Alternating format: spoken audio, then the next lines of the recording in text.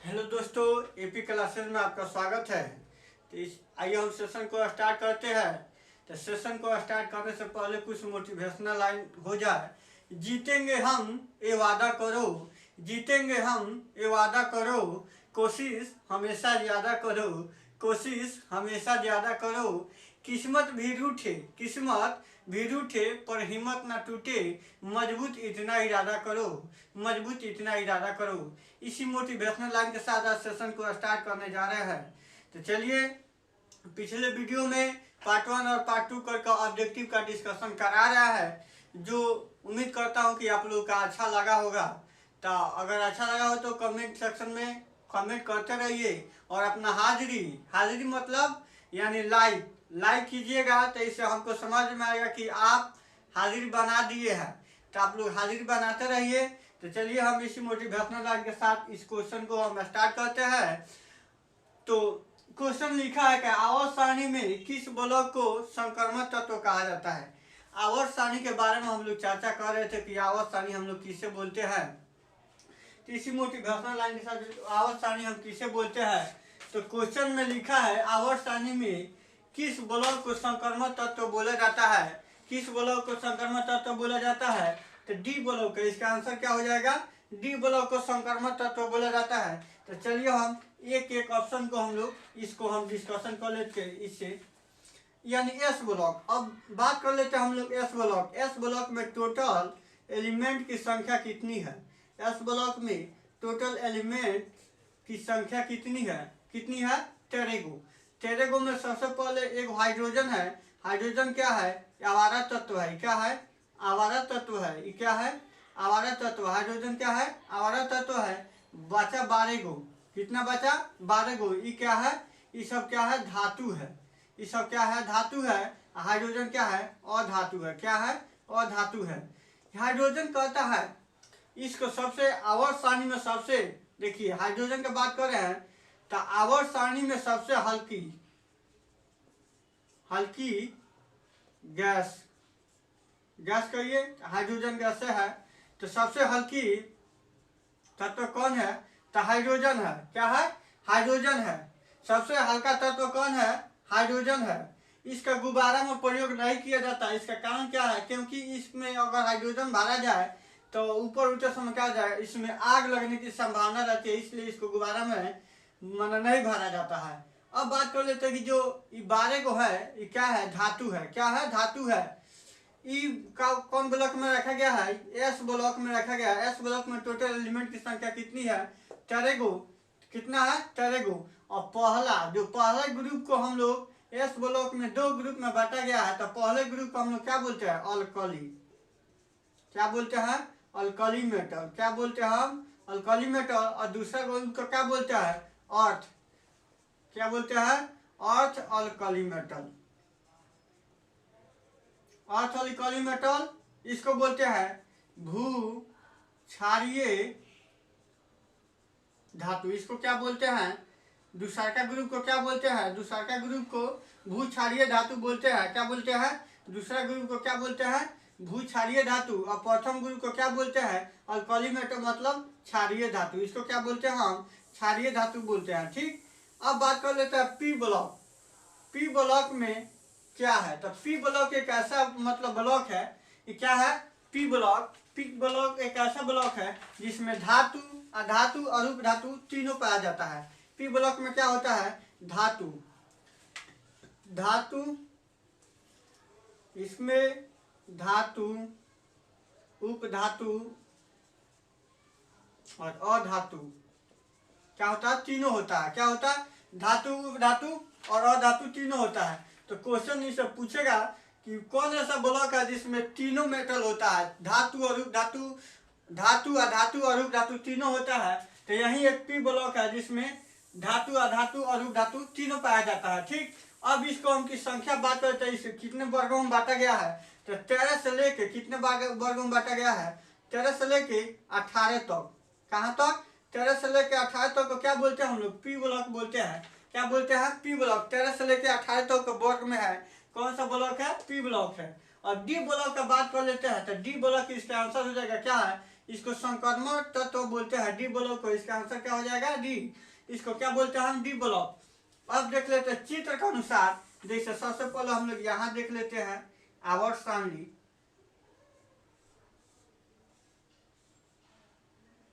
ये क्या हुआ? P block. इसको क्या बोलते हैं हम लोग? P block. यही बीच वाला भाग है, इसको क्या बोलते हैं? D block. इसको क्या बोलते हैं हम लोग? D block. है क्या है? S block. क्या है? S block. और एफ ब्लॉक के नीचे होता है, ये बोलता है नॉन ट्रांजिशन मेटल। क्या होता है? ये होता है एफ ब्लॉक। क्या होता है? ये होता है एफ ब्लॉक। क्या होता है? नीचे होता है। इसमें टोटल एलिमेंट की जो संख्या होती है कितना होती है? 14 को ऊपर और 14 को नीचे। क्या नहीं? टोटल एलिमेंट की संख्या कितनी होती है? 28 को होती है। डी ब्लॉक का ये भाग होता है एफ ब्लॉक, क्योंकि इसमें कुछ एलिमेंट ऐसा होता है जिसमें इसमें नहीं रखा गया है, क्योंकि एफ ब्लॉक में रखा गया है। एफ ब्लॉक में वैसे ही तत्व रखा गया है, जैसे यूरेनियम हो गया। क्या हो गया? यूरेनियम हो गया, थोरियम हो गया, ये सब एफ ब्लॉक में रखा गया है। अब बात कर लेते हैं डी ब्लॉक। डी ब्लॉक को हम लोग व्यवहारिक मेटल, यानी क्या बोलते हैं हम, जिसको हम लोग उपयोग में लाते हैं उसको व्यवहारिक मेटल भी बोलते हैं हम लोग। क्या बोलते हैं? डी ब्लॉक को व्यवहारिक मेटल भी बोलते हैं। जैसे सोना, चांदी, जिंक, एल्युमिनियम क्या आ जाएगा? इसमें क्या बोलते हैं? सोना चांदी आ जाएगा, जिसको आभूषण हम लोग बनाते हैं। क्या बनाते हैं? इसको उपयोग में लेते हैं, उसी को क्या बोलते हैं? D block. एस ब्लॉक आप लोग को समझ में आ गया और पी ब्लॉक आप लोग को समझ में आ गया। जो है 3 से लेके 12 तक होता है। क्या बोलता है? डी ब्लॉक है, 3 से लेके 12 तक होता है। अभी लिख देते हैं ये कहाँ से कितने वर्गों में बांटा गया है। तो 3 से लेके 12 तक के वर्गों में बांटा गया है। कितने वर्ग है इसमें? डी ब्लॉक में कहाँ से कहाँ तक वर्ग है? 3 से लेकर 12 तक वर्ग में दिया है। एफ ब्लॉक में टोटल एलिमेंट की संख्या बात किया जाए तो कितना हो जाता है? 28 को। एफ ब्लॉक में टोटल एलिमेंट की संख्या कितनी होती है? 28 को। एक ऊपर होता है, 14 को ऊपर होता है और 14 को नीचे होता है। क्या होता है? 14 को ऊपर और 14 को नीचे। इसको क्या बोलते हैं? नॉन ट्रांजिशन मेटल भी बोलते हैं। नीचे एफ ब्लॉक को क्या बोलते हैं? नॉन ट्रांजिशन मेटल बोलते हैं। चलिए हम लोग इस तत्व के बारे में हम लोग इसका डिस्कशन किए। इसका आंसर क्या हो जाएगा? डी ब्लॉक हो जाएगा। इसका आंसर क्या हो जाएगा? डी ब्लॉक हो जाएगा। चलिए हम इसको मिटाते हैं और फिर दूसरे हम क्वेश्चन की बात करते हैं।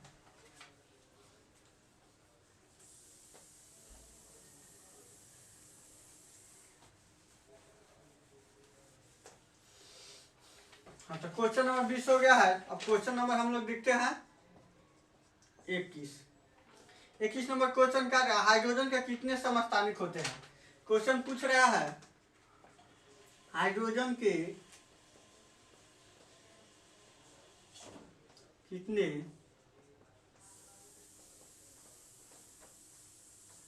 समस्थानिक होते हैं? कितने होते हैं? आंसर में लिखा है 1, बी में 2, सी में 3 और डी में 4। कितना आंसर होगा? आप लोग जानते होंगे तो बताइए। हाइड्रोजन के कितने समस्थानिक होते हैं? कितने समस्थानिक होते हैं? इसका आंसर क्या हो जाएगा? हाइड्रोजन के कितने समस्थानिक होते हैं? आप लोग कॉपी और कलम लेकर हमसे पहले आप लोग आंसर दीजिए, ठीक है? हमसे पहले आप लोग आंसर दीजिए। इसका आंसर क्या हो जाएगा? 3। अब जान लीजिए कि पहले कौन है हाइड्रोजन के समस्थानिक। सबसे पहले जानिए समस्थानिक किसे बोलते हैं। इसको इंग्लिश में हम लोग क्या बोलते हैं? इंग्लिश में इसको आइसोटॉप्स बोलते हैं। आइसोटॉप्स क्या बोलते हैं? इसको आइसोटॉप्स बोलते हैं। इसको क्या बोलते हैं हम लोग? आइसोटॉप्स बोलते हैं। इसके कितने समस्थानिक होते हैं? 3 गो। तो कौन कौन है उसको हम लोग देख लेते हैं। हाइड्रोजन के कौन कौन से समस्थानिक है?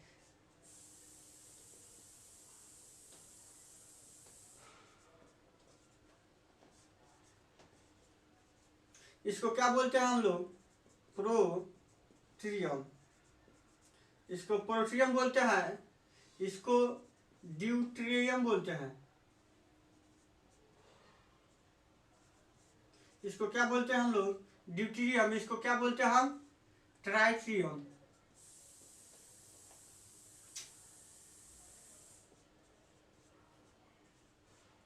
इसको हम क्या बोलते हैं? ट्राइटियम। पहले वाले को क्या बोलते हैं? प्रोट्रियम। क्या बोलते हैं? पहले वाले को क्या बोलते हैं? प्रोट्रियम। और दूसरे वाले को क्या बोलते हैं?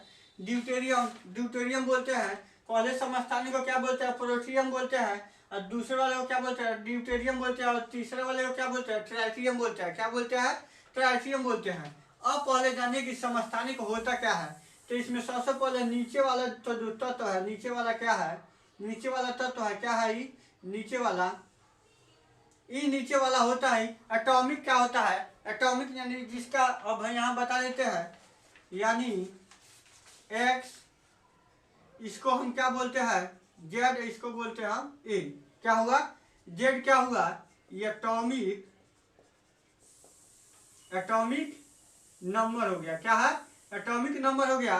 और ये क्या हो गया, एटॉमिक, ये हो गया एटॉमिक मास। ऊपर वाला क्या होता है, मास होता है, नीचे वाला क्या होता है, एटॉमिक संख्या।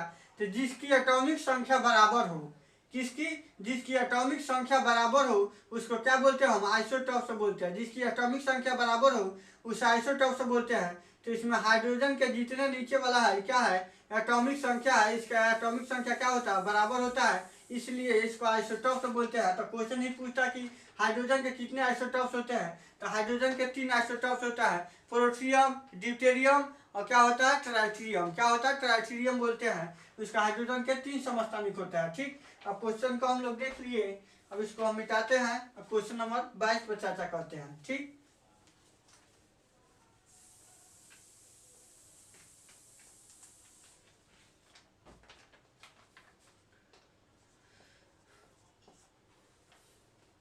सोना को किस ब्लॉक में रखा गया है, क्वेश्चन पूछ रहा है सोना को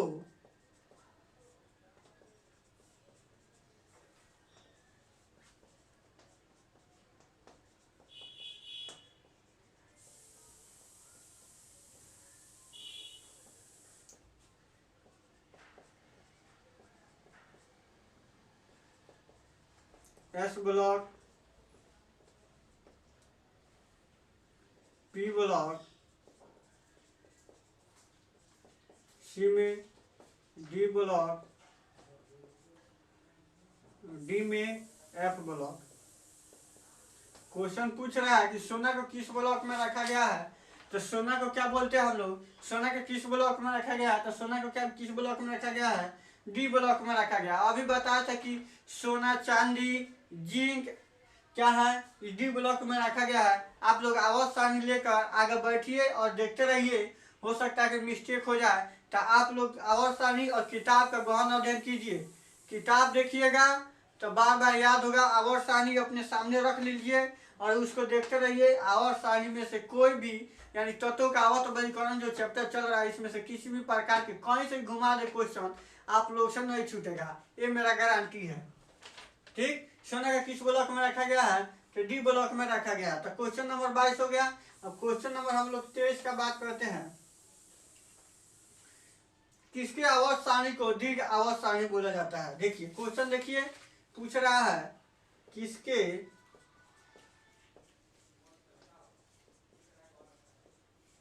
आवर्त सारणी को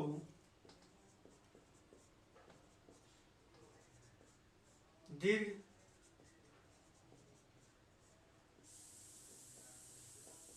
आवर्त सारणी कहते हैं। क्वेश्चन क्या कह रहा है, एक में देखिए किसके आवर्त सारणी लिखा है, इसमें क्वेश्चन नंबर 23 में मेडली, क्या है, मेडली। बी में हेनरी मोजले, क्या है, हेनरी मोजले। सी में क्या लिखा है, न्यूलैंडस, न्यूलैंडस। और डी में कोई नहीं। इसमें आंसर क्या होगा, क्या हो जाएगा बताइए, कि किसके आवर्त सारणी को हम लोग दीर्घ आवर्त सारणी बोलते हैं। किसके आवर्त सारणी को, मोसले के आवर्त सारणी को दीर्घ आवर्त सारणी बोलते हैं, कि मेडलिव के आवर्त सारणी को दीर्घ आवर्त सारणी बोलते हैं। तो इसका आंसर हमसे पहले आप लोग कीजिए। इसका आंसर क्या हो जाएगा, मोसले। क्या हो जाएगा, मोसले। हेनरी मोसले के आवर्त सारणी को दीर्घ आवर्त सारणी बोला जाता है, क्योंकि इन्होंने क्या किया था, 18 को ग्रुप दिया था और 7 को वर्ग दिया था। अब मेडलिव के आवर्त सारणी को क्या बोलते हैं, लघु आवर्त सारणी बोलते हैं। मेडलिव के आवर्त सारणी को लघु आवर्त सारणी बोलते हैं और इनके आवर्त सारणी को दीर्घ आवर्त सारणी बोलते हैं। दीर्घ आवर्त सारणी बोलते हैं, इनके आवर्त सारणी को दीर्घ आवर्त सारणी बोलते हैं। हेनरी मोसले के आवर्त सारणी को दीर्घ आवर्त सारणी बोलते हैं और इनके आवर्त सारणी को क्या बोलते हैं, लघु आवर्त सारणी। क्या बोलते हैं, लघु आवर्त सारणी। इन्होंने क्या किया था, 7 गो आवर्त दिए थे और ग्रुप की संख्या 8 गो दिए थे। न्यूलैंडर्स के बारे में आप लोग तो जानिए, ऑस्टर का सिद्धांत देने वाला यही वैज्ञानिक है न्यूलैंडर जी। इनके समय ज्ञात तत्वों की जो संख्या थी 56 गो थी, ठीक है। इनके समय ज्ञात तत्वों की जो संख्या थी 56 गो थी। तो चलिए हम इस क्वेश्चन को देख लिए। अब क्वेश्चन नंबर हम लोग 24 को देखते हैं कि 24 नंबर क्वेश्चन क्या कह रहा है। 24 नंबर क्वेश्चन क्या कह रहा है, आप लोग देखते रहिए और लाइक और कमेंट करते रहिए। क्या, लाइक और कमेंट करते रहिए। आप लोग तो लाइक वगैरह करते नहीं है, बताइए। क्वेश्चन पूछ रहा है मार्स गैस कौन है, इनमें से मार्स गैस कौन है। आप लोग लगता है कि पहली बार ये नाम सुने हैं कि मार्स गैस क्या होता है।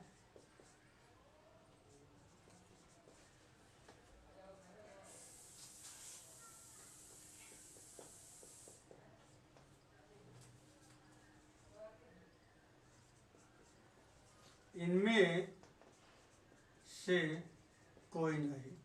मार्स गैस आप लोग समझ रहे हैं क्या बोलते हैं, मार्स गैस। इसका आंसर क्या हो जाएगा, मार्स गैस किसे बोलते हैं, मीथेन को। क्या बोलते हैं, इसका क्या होगा, मीथेन। इसको हम क्या बोलते हैं, मीथेन को मार्स गैस बोलते हैं। इसको क्या बोलते हैं, मीथेन को मार्स गैस बोलते हैं। इसका आंसर क्या हो जाएगा, मीथेन हो जाएगा। तो जब हम कार्बन चैप्टर मतलब कार्बन एवं यौगिक पढ़ाऊंगा, यानी कार्बन यौगिक चैप्टर जब पढ़ाऊंगा तब इसको हम बारे में चर्चा करेंगे। थोड़ा बहुत हम इसके बारे में चर्चा करे थे। मीथेन कहाँ कहाँ मिलता है, कहाँ मने होता है, तो कहाँ मिलता है, कोयला के खान में। कहाँ मिलता है, मीथेन गैस कहाँ से निकलता है, मीथेन गैस कहाँ निकलता है, कोयला के खान में। क्या है, कोयला के खान में।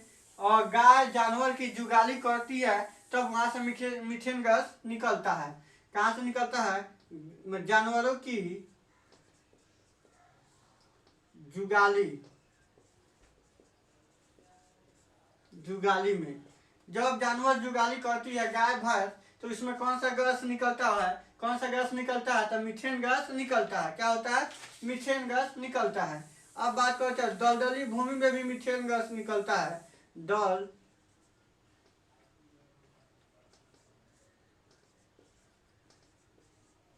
दलदली भूमि में भी मीथेन गैस निकलता है, वहां से भी मीथेन गैस निकलता है। अब बात कर लेते हैं कि मीथेन गैस कितने कंपोनेंट से बना है, तो कार्बन और हाइड्रोजन से बना है। क्या बोलते हैं, कार्बन और हाइड्रोजन से बना है मीथेन गैस। इसको क्या बोलते हैं, मीथेन गैस। इसका स्ट्रक्चर की बात करिए तो कार्बन ऐसे होता है, इसकी कार्बन ऐसे, हाइड्रोजन से इसको संतुलित किया जाता है। क्या होता है, हाइड्रोजन से संतुलित किया जाता है। इसको हम क्या बोलते हैं, संतुलित हाइड्रोकार्बन भी बोलते हैं। इसको क्या बोलते हैं, संतुलित हाइड्रोकार्बन भी बोलते हैं। इसका सूत्र की बात किया जाए तो इसका सूत्र क्या होता है, CnH2n प्लस 2। क्या होता है, CnH2n प्लस 2। इसका सूत्र पे इसी स्ट्रक्चर पे बनता है। क्या होता है, CnH2n प्लस 2। ये देखिए मेथ 8, इसको हम क्या बोलते हैं, एथेन। इसको क्या बोलते हैं हम लोग, एथेन। इसको हम क्या बोलते हैं, एथेन। ये कैसे बना है, CnH2n प्लस 2। इसका सूत्र होता है, जैसे कार्बन का हम मेथ पर क्या हो जाएगा 1, एच पर क्या हो जाएगा 2। तो हम कार्बन पर यहाँ जो नंबर दिया है, नंबर कोई भी 1 2 3 हम रखेंगे। तो पहली इसमें 2 है, मेथ कार्बन 2 गो है, तो कार्बन 2 लिखेंगे यहाँ और फिर लिखेंगे हाइड्रोजन गुने 2 प्लस 2। तो C2 2 दूना 4 है 2 6, क्या हो गया, मेथ हो गया। क्या हो गया, एथेन हो गया। क्या हो गया, एथेन हो गया। तो चलिए इसका आंसर क्या हो जाएगा, CH4 हो जाएगा। मार्स गैस किसे बोलते हैं हम लोग, CH4 को। मीथेन को हम क्या बोलते हैं, मार्स गैस बोलते हैं। कि क्या बोलते हैं, मीथेन को मार्स गैस बोलते हैं। अब हम चर्चा कर लेते हैं क्वेश्चन नंबर 25 के बारे में। हम लोग चर्चा कर लेते हैं, आज 25 तक चर्चा करेंगे, क्योंकि अगले क्वेश्चन भी 5 गो और क्वेश्चन हम मतलब बताएंगे। और उसके बाद से हम लोग सेशन चैप्टर भी स्टार्ट हो जाएगा। और कुछ क्वेश्चन इंपोर्टेंट जो है उसको डिस्कशन में हम लोग सब्जेक्टिव ऑब्जेक्टिव कवर करेंगे। परसों या चौथे रोज हम लोग कवर करेंगे उसको, सब्जेक्टिव और ऑब्जेक्टिव क्वेश्चन से हम लोग कवर करेंगे। लिखा है क्वेश्चन, आधुनिक आवर्तसारणी किस पर आधारित है। क्या है, आधुनिक आवर्त सारणी किस पर आधारित है? क्या है क्वेश्चन नंबर? देखिए, परमाणु भार आधुनिक आवर्त सारणी किस पर आधारित है? बी नंबर देखिए, परमाणु क्रमांक। सी नंबर देखिए, परमाणु त्रिज्या।